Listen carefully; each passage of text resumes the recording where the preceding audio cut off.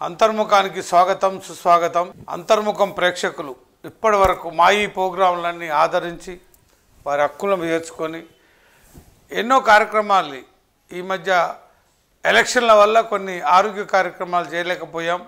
తిరిగి మళ్ళీ ఆరోగ్య కార్యక్రమాలకు స్వాగతం పలుకుతూ కొన్ని ఆరోగ్య కార్యక్రమాలు చేయాలని ఒక చిన్న సంకల్పంతో సంక్రాంతి సందర్భంగా మీకు మొదలు పెట్టబోతున్నాం. ఆయుష్మాన్ భవ, ఆరోగ్యమే మహాభాగ్యం. ఈనాడు ఎంతో కాలుష్యమైన ఈ ప్రపంచంలో జీవిస్తున్నాం. అప్పుడెప్పుడో 100 సంవత్సరాల క్రితం ఋషులు, మహారుషులు యజ్ఞాలు యాగాలు చేసేవాళ్ళు. ఎందుకు ఎరికైనా? డబ్బు కోసం కాదు, వాళ్ళు ఆరోగ్యం కోసం చేసేవాళ్ళు. ఇప్పుడు రాజకీయ నాయకుల చుట్టూ ప్రదక్షిణలు చేస్తున్నారు. దేనికోసం? డబ్బు కోసం.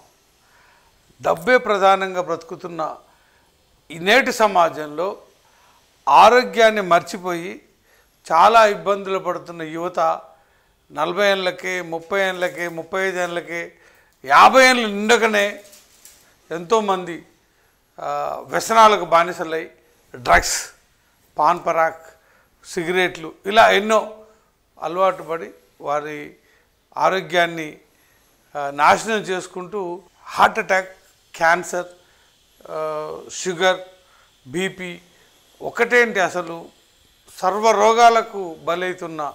మాకు చిన్నప్పుడు జ్వరం వస్తే ఓమా వాటితోటి తగ్గేది. చెట్ల పసరు, ఒక్కోసారి ఇప్పుడు మనం ఎవరన్నా దెబ్బలు కొట్టి కోపం వస్తే నువ్వు పుట్టినప్పుడు పోసిన దొండాకు పసరు పడాలనేది. ఆ సామెత మీకు కొంతమంది తెలియదు, కానీ పుట్టినప్పుడు దొండాకు పసరు పోసేది. అది ఎంతో పవర్ఫుల్ అన్నట్టు బాడీలో. తల్లి కూడా బాలెంతలకు అప్పుడు ఓమా, ఎల్లిపాయ కారం ఇలాంటి పాల కోసం రకరకాల ఆయుర్వేదాలతోటి ముందుకు వచ్చిన ఈ సమాజంలో ఇప్పుడు పూర్తిగా కల్మషం అయిపోయింది. అలాంటి కల్మషానికి మన మిర్యాల కూడా యువకుడు, మనందరికీ సుపరిచితుడు, 2 రాష్ట్రాల్లో తన ఆయుర్వేద వైద్యాలతోటి ఒక గొప్ప విషయాన్ని మనందరికీ తెచ్చాడు, చూపిస్తాడు. అది తెలుసుకోవడానికే బంటు నగేష్ని నేను ఆహ్వానించాను. మీ అందరికీ బంటు నగేష్ని ఇప్పుడు మీ అందరికీ పరిచయం చేస్తున్నా. సో అందరికీ నమస్కారం. ఈరోజు చాలా అద్భుతమైన రోజు. సో భోగి సందర్భంగా ప్రతి ఒక్కరికి కూడా ఆరోగ్యం, ఆదాయం, అదేవిధంగా సుఖ సంతోషాలతో ప్రతి ఒక్కరూ జీవించాలని మనస్ఫూర్తిగా కోరుకుంటున్నాను. Thank you very much.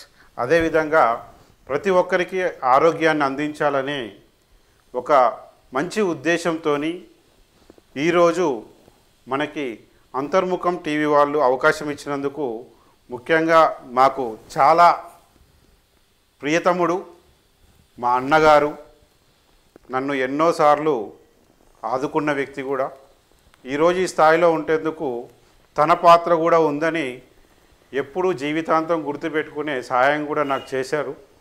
కాబట్టి వారికి ముఖ్యంగా ధన్యవాదాలు తెలియజేస్తూ ఇక్కడ కూడా మరొక అవకాశాన్ని నాకు ఇచ్చినందుకు వారికి మనస్ఫూర్తిగా అంటే నగేష్ నువ్వు అన్నదానికి నేను ఒక చిన్న ఉదాహరణ. మేము ఆల్ ఇండియా కబడ్డీ పోటీలు పెట్టినాం. దాని ఓచర్ తయారు చేయాలి, వెతుకుతా ఉన్నాం. అసలు ఓచర్ కోసం హైదరాబాద్ పోదామా, ఇదంతా ఒక 10 ఏళ్ళ క్రితం మాట.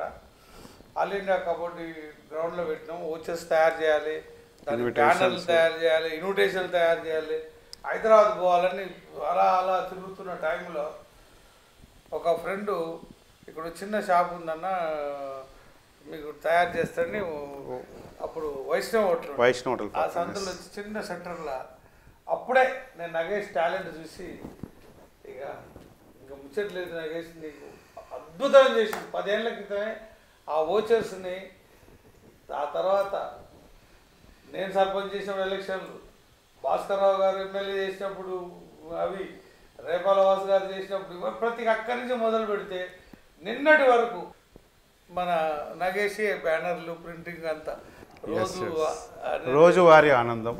దాని మీద మీరు ఒక రీసెర్చ్ చేశారా ఏందో తెలుసుకుందామని మిమ్మల్ని పిలిచాను. అసలు ఎందుకు, అసలు ఎట్లా నీ లైఫ్ ఏంటి, అసలు స్టార్టింగ్ ఏంది, ఇప్పుడు ఎండింగ్ ఏంది, అసలు ఏం చేద్దామని నీ ఆలోచన ఏందో మాకు క్లియర్గా అర్థమవుతుంది చెప్పు. ఓకే, మంచి ప్రశ్నే.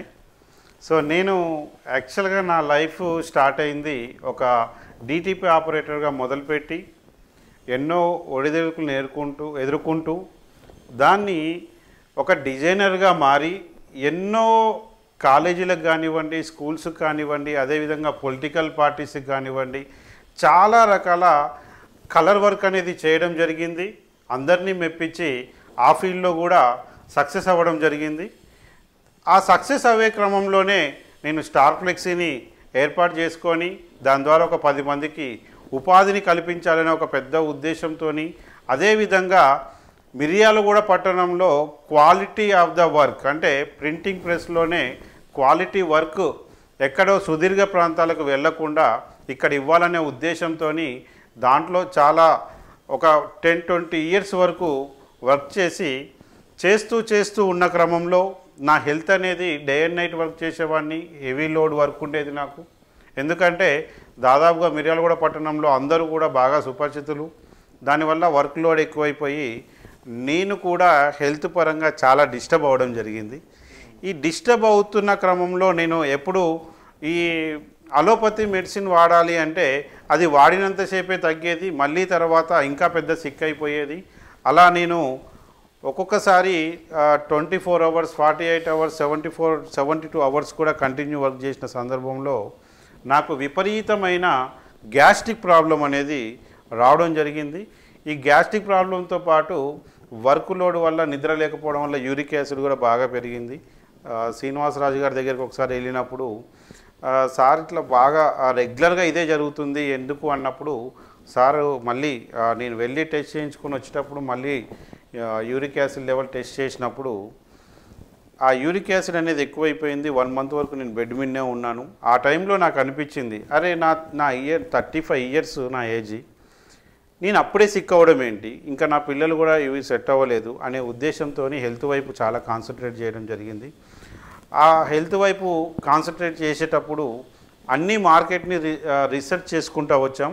దాంట్లో ఏంటంటే చాలా రకాల కంపెనీల ప్రోడక్ట్స్ అనేది రావడం జరిగింది. వాడుతూ వచ్చాను. బట్ ఇప్పుడు నేను ఏదైతే కంపెనీని సెలెక్ట్ చేసుకొని సక్సెస్ అయ్యానో అరౌండ్ ఒక 3000 పీపుల్స్ వరకు కూడా ట్రీట్మెంట్ ఇవ్వడం జరిగింది. దీర్ఘకాలికంగా ఇంగ్లీష్ మెడిసిన్లో ఫెయిల్ అయిన వాళ్ళకి. సో అక్కడ సక్సెస్ అవ్వాలి అంటే ఫస్ట్ నేను సక్సెస్ అయ్యాను, తర్వాత నాతో పాటు అందరికి కూడా ఆరోగ్యం ఇవ్వాలనుకున్నాను. ఇంకా పూర్తి స్థాయిలో ఇందులోకి రావడానికి మెయిన్ రీజన్ ఏంటంటే కరోనా అనేది మనకి చాలా పెద్ద గుణపాఠం నేర్పించింది. సో మనము 2020 మార్చి లాక్డౌన్ తర్వాత ఈ మనతో రోజు తిరిగే చాలామంది మాయమైపోయారు. కుటుంబ పెద్దలే ఎక్కువ స్థాయిలో మన కళ్ళ ముందు కనబడుతూనే కనీసం వాళ్ళని చూడకుండానే వాళ్ళని కరోనా మింగేసిన సందర్భాలు మనం చూసాం. దీనంతటికి కారణం ఏంటి అంటే ఒక చిన్న కారణం ఏంటి అంటే అప్పుడు బాగా చెప్పేవాళ్ళు ఇమ్యూనిటీ అని. సో అసలు ఈ ఇమ్యూనిటీ ఏంటి, ఇది ఎలా కావాలి మనకి, మనం ఎక్కడ ప్రాబ్లం ఫేస్ చేస్తున్నాం అనే దాని మీద నేను సెర్చ్ చేసి ఒకదాన్ని ఒకటి సెర్చ్ చేసుకుంటా. సో ఆయుర్వేదంలో డిప్లొమాని, న్యూట్రిషన్ డిప్లొమా అండ్ దాంతోపాటు ఎండి అక్యుప్రెషర్ సర్టిఫికేట్ కోర్స్ కూడా చేయడం జరిగింది. దాంతోపాటు నేను మేజర్లీ ఇందులో అబ్జర్వ్ చేసింది ఏంటంటే ఇప్పుడు ఏదైతే డేజాయ్ మార్కెటింగ్ ప్రైవేట్ లిమిటెడ్ అనే ఒక డైరెక్ట్ సెల్లింగ్ కంపెనీలో ఓన్గా మ్యానుఫ్యాక్చరింగ్ చేస్తూ R&D చేస్తూ కల్టివేషన్ చేస్తూ మోడ్రన్ ఆయుర్వేద ప్రోడక్ట్స్ని వాళ్ళు అందించడం జరిగింది. సో దాన్ని బాగా సెర్చ్ చేసిన తర్వాత నేను వాడిన 3 మంత్స్లోనే ఒక 5 సంవత్సరాల నుంచి ఏదైతే విపరీతంగా ఇబ్బంది పడుతున్నానో దాని నుంచి చాలా రిలాక్సేషన్. సో నాకు ఏంటంటే ఇంటికి వెళ్ళి పడుకుంటే ఒక 5 మినిట్స్లో నిద్రపోయే నేను నైట్ 2 అయినా 3 అయినా పడుకోపోయేవాడిని.